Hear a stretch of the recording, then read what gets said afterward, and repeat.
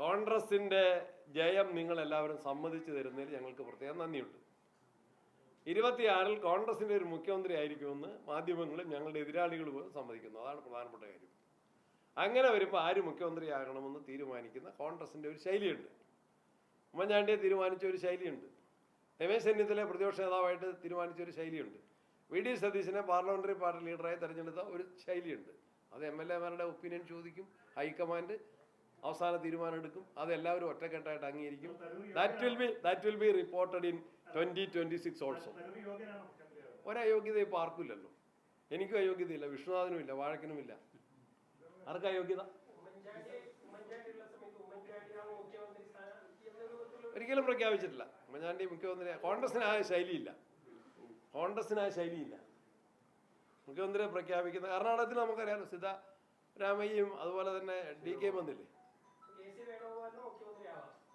എന്താ യോഗ്യത? സതീശൻ എന്താ യോഗ്യത?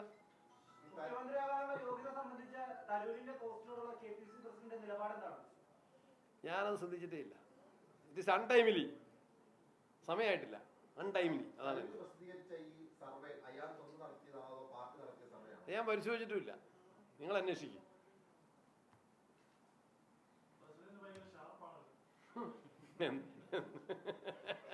എന്നെക്കുറിച്ച് ഷാർപ്പല്ലെന്ന യഥാർത്ഥത്തിൽ പരാതി. ഷാർപ്പല്ലെന്ന എന്നെക്കുറിച്ച് പരാതി.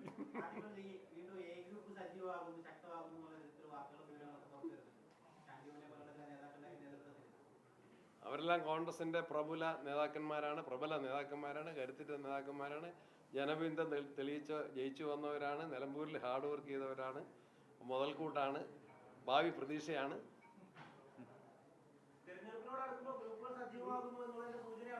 പാർട്ടി ശക്തമാകുന്നു, അതാണ് എൻ്റെ സൂചന. അതല്ലേ കണ്ടത്. കൂടുതൽ ശക്തമാകുന്നു, അതിൻ്റെ ഒരുക്കങ്ങളാണ്. അതിലൊരു അനൈക്യമില്ല. എല്ലാ കാലത്തെ അപേക്ഷിച്ചും കോൺഗ്രസ് കേരളത്തിൽ ഒറ്റക്കെട്ടാണ്. നിങ്ങൾ ആരെങ്കിലും ശ്രമിക്കുന്നുണ്ടെങ്കിൽ, എല്ലാവരും അല്ല, ആരെങ്കിലും ശ്രമിക്കുന്നുണ്ടെങ്കിൽ ആ ശ്രമം അസ്ഥാനത്താണ്.